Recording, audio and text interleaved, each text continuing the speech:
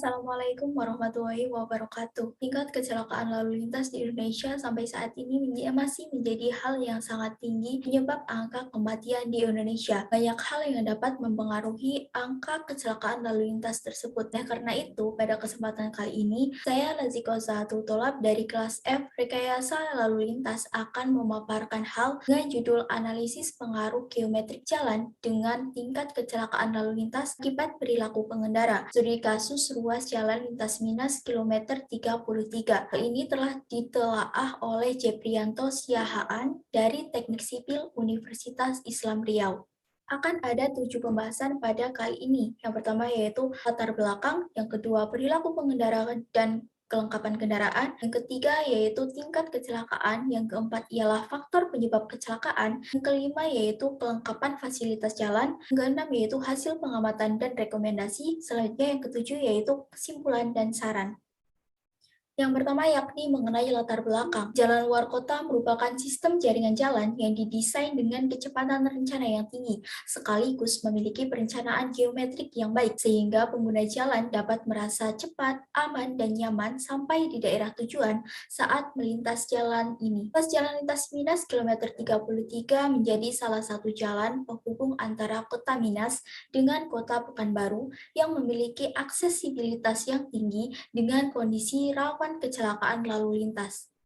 Kecelakaan lalu lintas selalu mengintai para pengendara yang melintas di jalan ini karena kondisi geometrik jalan yang kurang memenuhi standar dan juga para pengguna jalan yang selalu melanggar aturan lalu lintas. Tingkat kecelakaan lalu lintas di ruas jalan lintas Minas kilometer 33.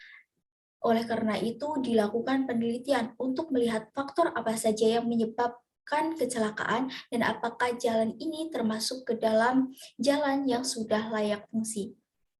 Berdasarkan Undang-Undang Nomor 29 Tahun 2009 Pasal 1, kecelakaan lalu lintas merupakan peristiwa di jalan raya yang tidak terduga dan tidak disengaja dengan melibatkan kendaraan dengan atau tanpa pengguna lain yang mengakibatkan korban manusia, kehilangan harta, dan juga benda. Syarat untuk jalan konsep berkeselamatan yakni ada 3.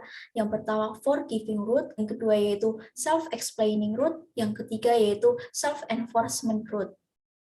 Konsep forgiving route, yakni penyedia infrastruktur jalan harus mampu meminimalisir kesalahan pengguna jalan sehingga meminimalisir tingkat keparahan korban kecelakaan. Di sini, perancang jalan memenuhi penggunaan perlengkapan jalan dan juga perangkat keselamatan.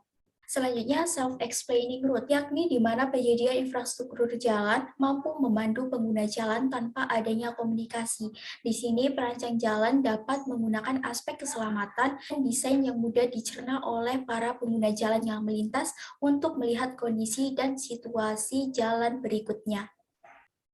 Yang terakhir yaitu self-enforcement route, yakni di mana penyedia infrastruktur jalan harus mampu menciptakan kepatuhan para pengguna jalan tanpa adanya peringatan. Di sini perancang jalan harus memenuhi desain perlengkapan jalan seperti memasang rambu-rambu lalu lintas dan juga marka-marka jalan.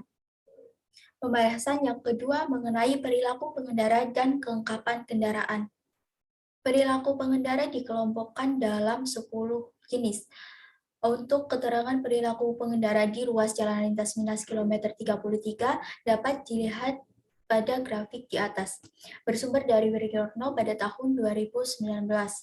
Untuk keterangan presentase tertinggi ke presentase yang terendah, yakni pengendara yang sesuai aturan sebesar 37%, pengendara yang tidak memakai helm 35%, pengendara yang tidak menghidupkan lampu 27%, dan pengendara yang melebihi muatan yakni sebesar 1%.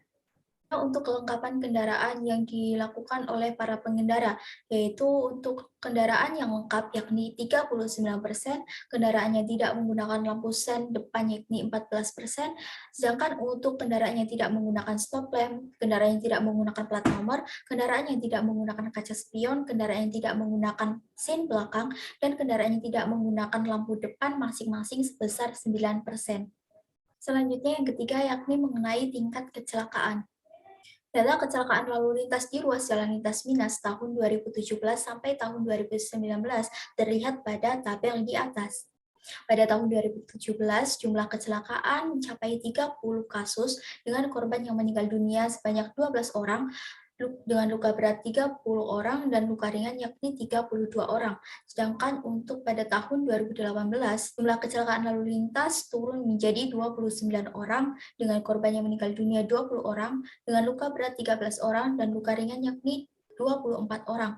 Sedangkan pada tahun 2019, jumlah kecelakaannya itu meningkat drastis mencapai 48 kasus dengan korban yang meninggal dunia 37 orang, korban luka berat 14 orang, dan korban luka ringan yakni 31 orang. Berdasarkan grafik di atas, terlihat bahwa pada tahun 2019 merupakan tingkat kecelakaan tertinggi di ruas jalan lintas Minas kilometer 33 sejak tahun 2017 sampai tahun 2019. Untuk tingkat keparahan kecelakaan dari tahun 2017 sampai tahun 2019 juga dapat dilihat dari grafik di atas. Pembahasan selanjutnya yakni mengenai faktor penyebab kecelakaan. Kondisi geometri jalan merupakan salah satu penyebab dari terjadinya kasus lalu lintas. Data-data geometri jalan merupakan data yang berisikan segmen-segmen jalan yang akan diteliti. Pada kondisi ruas jalan lintas Minas kilometer 33, untuk di tikungan jalan, sketsa jalannya dapat dilihat pada gambar di atas ini. Untuk lebar jalan di tikungan jalan lintas Minas kilometer 33 sepanjang 8 meter dengan kemiringan 7,3%, sedangkan untuk masing-masing bahu jalan sebesar 1,5 meter dan kemiringannya yakni 3%.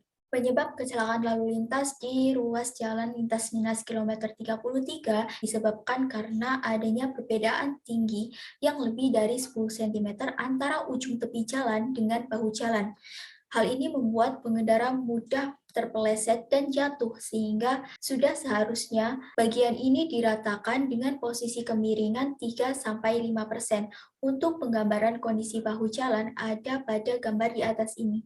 Yang kedua, yaitu perkerasan jalan terlihat licin, terutama di musim penghujan. Hal ini membuat pengendara juga dapat mudah terpeleset dan tergelincir, sehingga mudah menyebabkan tingginya angka kecelakaan lalu lintas. Faktor penyebab kecelakaan yang ketiga yakni pengendara sepeda motor yang tidak mematuhi aturan lalu lintas dengan melanggar aturan, seperti pengendara yang tidak memakai helm, seperti gambar di atas ini. Pembahasan yang kelima yaitu kelengkapan jalan. Kelengkapan jalan di sepanjang ruas jalan lintas Minas kilometer 33 itu rambu-rambu jalannya sangat minim. Hal ini dapat dilihat bahwa hanya ada satu plang peringatan yang berukuran kecil dan susah dibaca dari jarak kejauhan. Pagar pengaman jalan atau guardrail. Guardrail jalan di sepanjang jalur lintas Minas kilometer 33 ini sudah tidak memadai, sehingga sudah seharusnya diganti untuk meminimalisir terjadinya kecelakaan lalu lintas di area ini.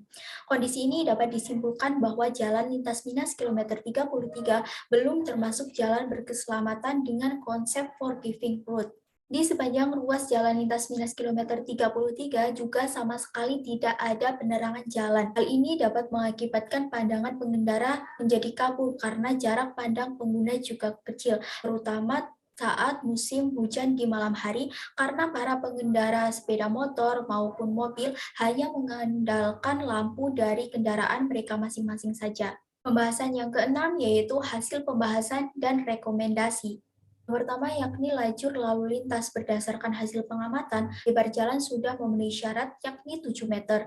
Marka jalan dan lebar jalan pada ruas jalan bertipe 1 jalur, 2 jalur per arah.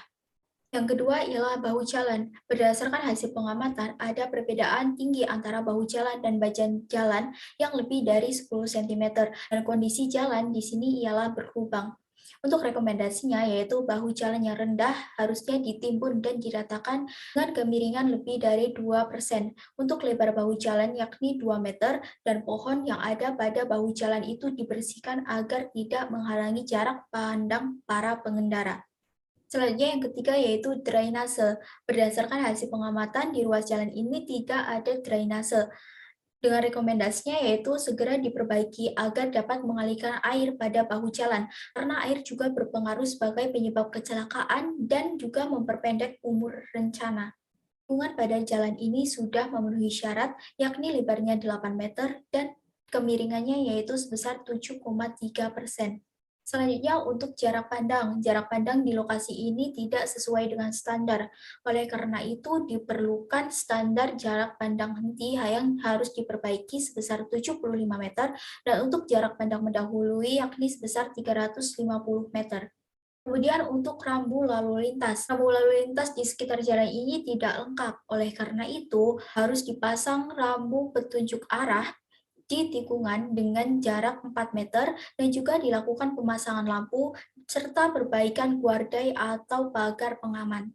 Untuk kondisi marka jalan berdasarkan hasil pengamatan di ruas jalan ini yaitu tidak jelas, sehingga direkomendasikan untuk pembuatan marka dan pengecatan ulang dengan standar yang pertama yaitu untuk kecepatan kurang dari sama dengan 60 km per jam, panjang garisnya yaitu 3 meter, lebar garis 0,12 meter, dan jarak antar garis sebesar 0,3 meter. Dan yang kedua, untuk kecepatan kendaraan lebih dari sama dengan 60 km per jam, panjang garisnya yaitu 5 meter, lebar garisnya 0,12 meter, dan jarak antar garisnya sebesar 0,8 meter. Yang terakhir yaitu ruasja. Berdasarkan hasil pengamatan di sekitar ruasja banyak pohon yang menghalangi, sehingga direkomendasikan untuk pohon-pohon tersebut dibersihkan secara rutin agar tidak menghalangi jarak pandang para pengendara di sekitar area jalan. Masuk ke pembahasan yang terakhir yaitu kesimpulan dan saran. Berdasarkan isi dari pembahasan yang sudah disampaikan, dapat disimpulkan bahwa yang pertama, pengendara di ruas jalan lintas minus kilometer 33 untuk persentase pengendara yang sesuai aturan sebesar 37%, pengendara yang tidak memakai helm sebesar 35%, untuk pengendara yang tidak menghidupkan lampu 27%, dan pengendara yang kelebihan muatan sebesar 1%. Yang kedua, tingginya angka kecelakaan lalu lintas pada tahun 2017 sebesar 28,04%, pada tahun 2018 sebesar 27,10%, dan pada tahun 2019 sebesar 44,86%, sehingga kecelakaan lalu lintas tertinggi di ruas jalan ini yaitu terjadi pada tahun 2019. Yang ketiga yaitu penyebab kecelakaan disebabkan karena kondisi geometrik jalan di bawah standar, yakni adanya perbedaan tinggi antara lebar bahu jalan dengan tepi jalan, dan juga adanya daerah kebebasan samping yang tidak memenuhi syarat. Keempat, yaitu kelengkapan jalan yang sangat minim di sekitar lokasi, seperti tidak adanya rambu-rambu petunjuk arah, pagar pengaman yang rusak, tidak ada penerangan jalan, dan juga tidak ada batas peringatan kecepatan, sehingga hal tersebut dapat mengakibatkan kecelakaan lalu lintas di area lokasi. Terakhir yaitu ruas jalan lintas minus kilometer 33 belum termasuk ke dalam 3 konsep jalan yang berkeselamatan, yakni forgiving route, self-explaining route, dan self-enforcement route.